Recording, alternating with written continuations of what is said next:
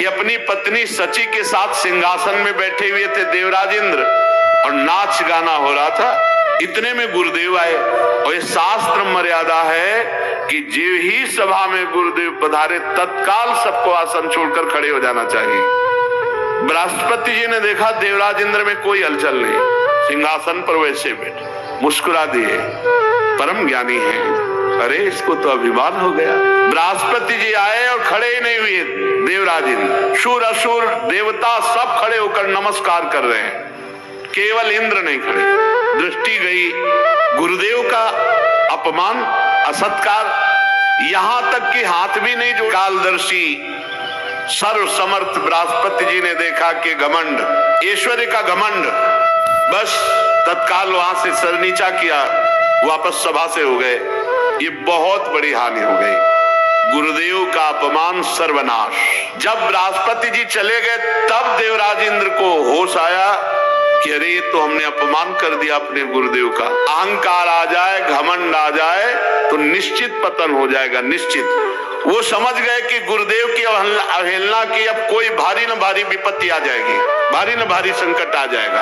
अब वो तो चिल्लाने लगे, सभा में निंदा करने लगे, मैं कितना घमंडी, हाय हाय ये क्या हो गया, मैंने अपने गुरुदेव का अपराध कर दिया, मैं बड़ा मूर्ख हूँ, मैं ऐश्वर्य के घमंड में, त्रिभुवनपति के घमंड में अपने परम पूज्य गुरुदेव की अवहेलना कर दी, गुरुदेव का तिरस्कार कर दिया, मैं बड़ा निंदनीय हूँ। अपने आप चिल्लाने लगे। भला कौन विवेकी पुरुष होगा कि जो स्वर्ग की राज्य लक्ष्मी पाना चाहेगा? इस राज्य लक्ष्मी ने कैसा अपराध करा दिया, मेरे गुरुदेव का अपमान करा दिया। अब वो बहुत विचलित हो गए देवराज इंद्र। बृहस्पति जी ज्ञान के अथाह समुद्र हैं। देवराज इंद्र खोजने लगे कि गुरुदेव के चरणों में पड़ करके क्षमा याचना करूं। देवराज इंद्र गुरुदेव के घर पर गए, लेकिन वहां बृहस्पति जी थे ही नहीं। योग बल से अंतर ध्यान हो गए। देवराज इंद्र बहुत कोशिश की, ध्यान के द्वारा भी जानना चाहा, लेकिन जहां गुरुदेव अंतर ध्यान हुए वहां उनका ध्यान नहीं पहुंच पा रहा था, क्योंकि अपराध हो चुका है। बहुत ढूंढवाया, परंतु कहीं बृहस्पति जी का पता न चला। घबरा गए कि जहां ये दैत्यों को पता चलेगा कि बृहस्पति जी त्याग करके देवताओं को चले गए तो आक्रमण कर देंगे, बिना गुरु की रक्षा नहीं हो सकती। अब वो समस्त देवताओं की बैठक बैठा ली देवराज इंद्र ने और कहा कि स्वर्ग की रक्षा होनी चाहिए, क्योंकि स्वर्ग की रक्षा हुई तो त्रिभुवन की रक्षा होगी। बड़ा शांति सभा में कि गुरु बृहस्पति देव की अपमान करने वाले हम देवताओं की। इतने में गुप्तचरों द्वारा दैत्यों को पता चल गया कि देवगुरु बृहस्पति और देवराज इंद्र की अनबन हो गई है। देवराज इंद्र ने अपमान कर दिया देवगुरु बृहस्पति का। मदोन्मत्त ताताई असुरों ने अपने गुरुदेव शुक्राचार्य जी को प्रसन्न किया और कहा आदेश दीजिए स्वर्ग पर चढ़ाई करे, और धावा बोल दिया शुक्राचार्य जी का इशारा पाकर। देवताओं पर ऐसे अस्त्रों की वर्षा की, काट काट के फेंक दिया देवताओं को। बहुत बलवान दैत्य, किसी की मस्तक, किसी की जंघा, किसी की बाहु। देवराज इंद्र बचे हुए देवताओं के साथ भागकर ब्रह्मा जी की ब्रह्मलोक पहुंचे। ब्रह्मलोक में शरण ली। स्वयंभू समर्थ ब्रह्मा जी ने देखा देवताओं की बड़ी दुर्दशा हो रही, तो देवताओं से कहा तुम्हें होश नहीं, गुरु कृपा से सब कुछ होता है। गुरु का अपमान कर दिया, आप देख रहे हो भागे भागे घूम रहे हो, फिर भी तुम हमारे पास आए हो, हम उपाय बताएंगे। देवताओं, सचमुच इस संसार में कोई इतना महान नहीं है जो अपने गुरुदेव का अपमान करके सुरक्षित रह सके। हरि हरि हरि, तुम लोगों ने ऐसा अपराध किया जिसका कोई तोड़ ही नहीं है। गुरु अपराध तुम्हारे इसी अधर्म का फल है कि तुम देवता समुद्रशाली होकर के भी शत्रुओं से नीचा देख रहे हो और भागना पड़ा स्वर्ग से। देवराज देखो, तुम्हारे शत्रु गुरुदेव शुक्राचार्य का जब तिरस्कार किए थे तब वो निर्बल और निस्तेज हो गए थे। अब उन्होंने अपने गुरुदेव को रिझा लिया है। अब उनके सामने तुम टिक नहीं सकते, क्योंकि शुक्राचार्य जी की कृपा है दैत्यों पर। शुक्राचार्य को अपना आराध्य मानने वाले ये दैत्य लोग स्वर्ग लोक या ब्रह्मलोक भी छीन सकते हैं, क्योंकि गुरु को रिझा लिया तो कुछ भी प्राप्त किया जा सकता है। जे गुरु चरण रेणु सिर धरहि, तेजन सकल विभव बस करहि। वो मेरा ब्रह्मलोक भी छीन सकते हैं अगर वो चाहें तो, क्योंकि गुरु उनके अनुकूल है। भृगुवंशी अर्थशास्त्र की पूरी शिक्षा दे रखी है। इन दैत्यों को शुक्राचार्य जी ऐसे पढ़ाए हैं कि तुम लोग भेद ही नहीं समझ सकते कि वो क्या करना चाहते हैं। इसलिए मेरी सलाह है, और इसे गुप्त रखना, अगर अपने देवताओं का और स्वर्ग का भला चाहते हो तो सबसे पहले किसी को गुरुदेव रूप में वरण करो। जिनके जीवन में संत गुरुदेव गोविंद, तो कोई उनको शाप या मंगल नहीं कर सकता। जिसके जीवन में कोई संत है, कोई गुरुदेव है, गोविंद है, उसका मंगल नहीं हो सकता। इसलिए तुम जल्दी से किसी को गुरु रूप में वरण करो।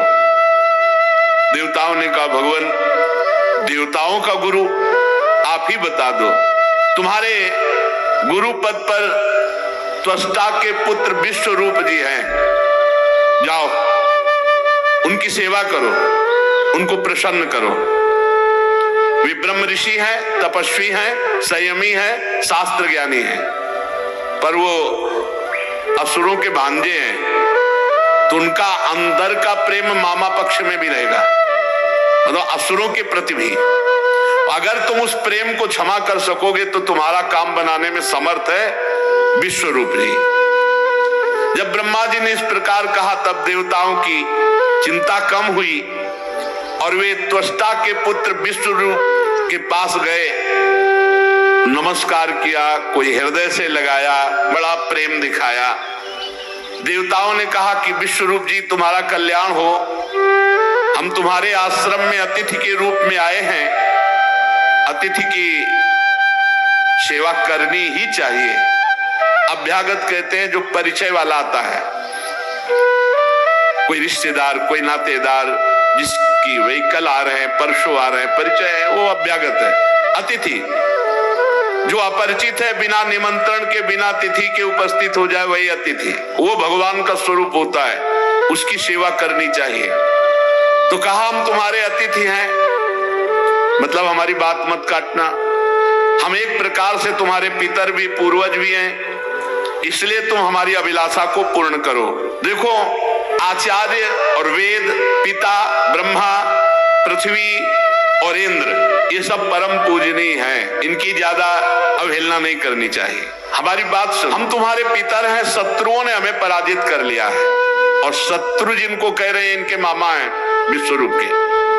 हम बड़े दुखी हैं, तुम बड़े तपस्वी हो, हमारा दुख, हमारी पराजय तुम टाल सकते हो, तो पहले तो हम प्रार्थना करते हो, फिर आज्ञा देते हैं। श्रेष्ठ देवता होने के कारण आज्ञा देते हैं, तुम्हारे यहाँ हम आए हैं दैन्य भाव से, तो इसलिए प्रार्थना भी करते, तुम ब्रह्मनिष्ठ हो, तुम हमारे गुरु पदवी पे विराजमान हो जाओ। हम तुम्हें गुरु रूप से वर्ण करते हैं शत्रुओं पर विजय प्राप्त करने के लिए।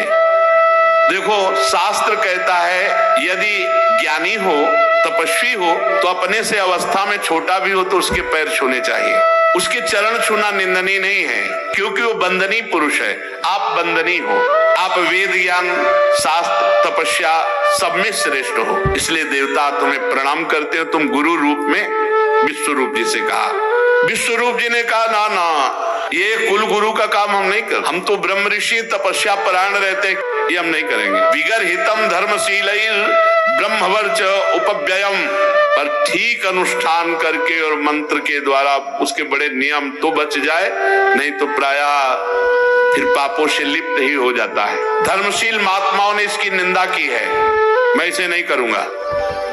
पहले शब्द में विश्वरूप जी ने मना कर दिया, पर आप अतिथि रूप से आए हैं और आप कह रहे हैं मैं पितर रूप से आज्ञा करता हूं। देवराज इंद्र और लोकेश्वर देवताओं, तुम प्रार्थना भी कर रहे हो और आज्ञा भी कर रहे हो, इस स्थिति में मैं ना भी नहीं कर सकता। आपकी आज्ञा पालन करना, आपकी प्रार्थना स्वीकार करना, दोनों रूपों में।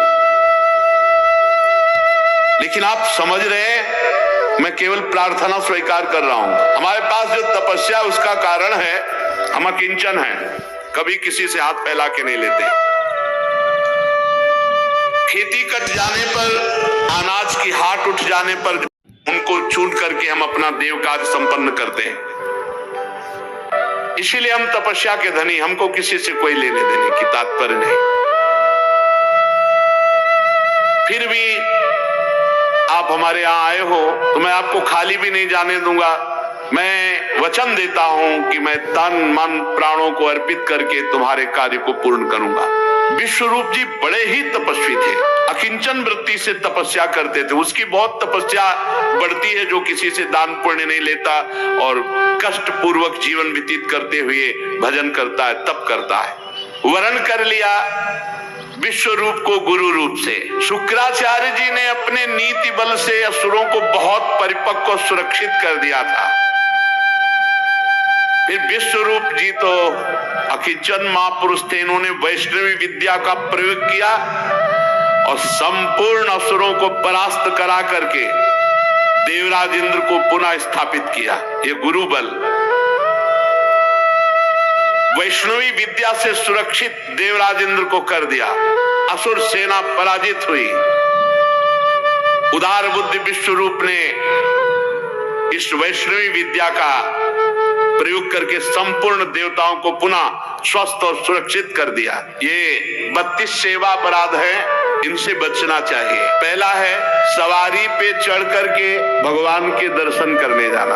अगर आप जा भी रहे हैं तो कम से कम 100 कदम पैदल चलें, इतनी दूर वाहन खड़ा कर दो और नंगे पैर वहां से जा। खड़ाऊ या पादुका पहनकर भगवान के मंदिर में दर्शन के लिए जाना ये अपराध है। हमें तो यही प्रार्थना करनी है कि सीढ़ियों के नीचे तो उतार दो जूता चप्पल। कुछ लोग तो ऐसे हैं कि टोके ना तो जूता चप्पल पहन के ही दर्शन कर ले, इतने सुकुमार तत्व हैं। कई ऐसे भगवान के मंदिर में सवारी में चढ़ करके जाना या खड़ाऊ पादुका पहन करके जाना ये निषेध है, ये अपराध है। दूसरा, रथ यात्रा, जन्माष्टमी, राधाष्टमी, रामनवमी अगर आप नहीं कर सकते, आप में सामर्थ्य नहीं, तो जहां उत्सव हो रहा हो वहां सम्मिलित हो जाना चाहिए। ये भागवतिक महान उत्सव है भगवान के प्रादुर्भाव के, उनमें सम्मिलित हो जाना चाहिए। अगर ऐसा नहीं तो ये भी अपराध के अंतर्गत आता है। तीसरा, भगवान के श्री विग्रह के दर्शन हुए पर आपने प्रणाम नहीं किया। जैसे ऐसे जहां हो इतना जरूर करो, चाहे जिस भगवान के हो, इसमें अनन्यता नहीं है। जैसे परिक्रमा लगाते थे, हनुमान जी की आरती हो रही, जय राधा वल्लभ, एक मिनट रुके, उनकी आरती हो रही, महाभागवत है, सब संतों को प्रणाम करते हो, हनुमान जी को प्रणाम नहीं करोगे? हनुमान जी महाभागवत, उनको प्रणाम करने में तुम्हारी निष्ठा बदल जाएगी क्या? जय राधा वल्लभ लाल, आरती हो रही, उसी दर्शन मेरे प्रभु इस रूप में विराजमान। जो भी देवालय, जो भी मंदिर अगर हमारी दृष्टि में गए तो ऐसे प्रणाम, उनसे बढ़कर थोड़ी हो। सब में हमारे प्रभु सर्वान वस्तुतया निरीक्ष परम स्वाराध्य बुद्धिर्मम, प्रभु के श्री मूर्ति के दर्शन करके प्रणाम न करना या झूठे मुंह अपवित्र अवस्था में प्रभु के दर्शन करने जाना। पवित्रता अगर नहीं रहेगी ना तो बुद्धि भ्रष्ट होती रहेगी, पक्का समझ लो। पवित्रता की बहुत जरूरत है। आजकल प्रायः पवित्रता का ज्ञान नहीं रखते हैं। अशुचि अवस्था में दर्शन करना। अगला, एक हाथ से प्रणाम करना भगवान को। जैसे श्री विग्रह भगवान का है तो एक हाथ से ऐसे नहीं प्रणाम किया जाता। संत को, गुरुदेव को, भगवान को ऐसे। एक आए थे एकांतिक में, तो हमका भैया इसका मतलब क्या है? तो हमका ये तो नेता मित्र दोस्त ऐसी जगह होता है, का भगवान और संतों गुरुजनों के सामने तो ऐसे, हमको तो ऐसे ठीक है। ये राजकीय विभाग में चलता है, भगवत विभाग में ऐसे कर जोड़ करके भगवान को, गुरुदेव को, संतों को ऐसे हाथ जोड़कर, एक हाथ से भगवान को ऐसे नहीं किया जाता, प्रभु को ऐसे नहीं किया जाता। प्रभु के श्री विग्रह के सामने एक हाथ से प्रणाम करना या गुरु जी को, इतने सत्संग नहीं ना, तो प्रायः आजकल के बच्चे प्रियता में दाहिने हाथ में मोबाइल होता है और बाएं हाथ से ऐसे करते हैं। रोज हमें होता है, हमें रोज होता है। और बाएं हाथ से जानते हो किसको किया जाता है? शत्रु को। जब किसी राजा के यहाँ संधि कराने या गुप्तचर या दूत ऐसे, तो अब उस राजा को तो करना ही पड़ेगा, तो बाएं हाथ से करता था। तो वो समझ जाते थे शत्रु पक्ष का, और वो वीर इतना कि गर्दन उतरा सकता है लेकिन दाहिने हाथ से सलूट नहीं कर सकता, क्योंकि शत्रु पक्ष का तो बाएं हाथ से ही करेगा। एक हाथ से प्रणाम करना या बाएं हाथ से प्रणाम कर, आप सत्संग नहीं तो बेचारे नहीं जानते हो। राधा राधा नहीं बोलेंगे, राधा राधा बोलो, तुम्हारी वाणी पवित्र, तुम्हारा जीवन पवित्र। हमें बहुत सुख मिलता है जब कोई रास्ते में जैसे राधा राधा तो हम खड़े हो जाते हैं। राधा राधा राधा, आपका भी मंगल, हमारे कानों का भी मंगल, और हमारा हृदय गर्व में भरता है, मेरी महारानी जी का नाम लिया जा रहा है। परिक्रमा करते समय प्रभु के श्री विग्रह के सामने आकर के ना रुक करके प्रणाम करना और ऐसे घूमते रहना, ये भी अपराध है। परिक्रमा तो एक परिक्रमा की, सामने आए प्रणाम किया, फिर दूसरी की, फिर सामने आए प्रणाम किया। 4 परिक्रमा अपने प्रभु की होती है, हरिप्रिया जी की 4 परिक्रमा। और प्रभु के श्री विग्रह के सामने पैर पसार करके बैठना। प्राय जिनको सत्संग नहीं मिला वैसा, राधा वल्लभ जी में जैसे वो बारंडा है ना सामने, चौकस ऐसे ऐसे बैठ के पैर ऐसे, अपराध है। प्रभु के सामने पैर लंबे करके या ऐसे पैर घुटनों में बांध करके बैठना। प्रभु के श्री विग्रह के सामने दोनों घुटनों को ऊंचा करके उनको हाथ से लपेट करके, प्रभु के श्री विग्रह के सामने ऐसे ऐसे नहीं, या तो हाथ जोड़े खड़े रहो या ऐसे हाथ नीचे कर लो, मतलब एक सौम्य मुद्रा होनी चाहिए। यदि वहां खड़े हो, वैसे उचित तो यह कि जितनी देर खड़े रहो हाथ जोड़े खड़े रहो प्रभु के सामने। पर जिनको सत्संग नहीं मिला, जिनको ज्ञान नहीं, तो प्राय वो ऐसे खड़े होते प्रभु सामने, प्रभु के सामने, गुरुदेव के सामने, संतों के सामने ऐसे नहीं खड़े हुआ जाता। और प्रभु के सामने बैठ करके सोना ये अपराध है, इसमें पाप लगता है, मलिनता हो। जैसे सत्संग में सोना, प्रभु के सामने बैठे हुए सोना, या स्वाध्याय करते हुए, भगवान के श्री विग्रह के सामने पाना। जैसे चरणामृत मिले तो साइड में होके, प्रसाद मिले तो साइड में होके, ऐसे नहीं वहीं सामने, प्रभु के सामने नहीं। इन 32 अपराधों से देवर्षि नारद जी हमारी रक्षा करें और भगवान कच्छप नरकों से हमारी रक्षा करें। शेष चर्चा आगे। श्री राधा वल्लभ लाल की।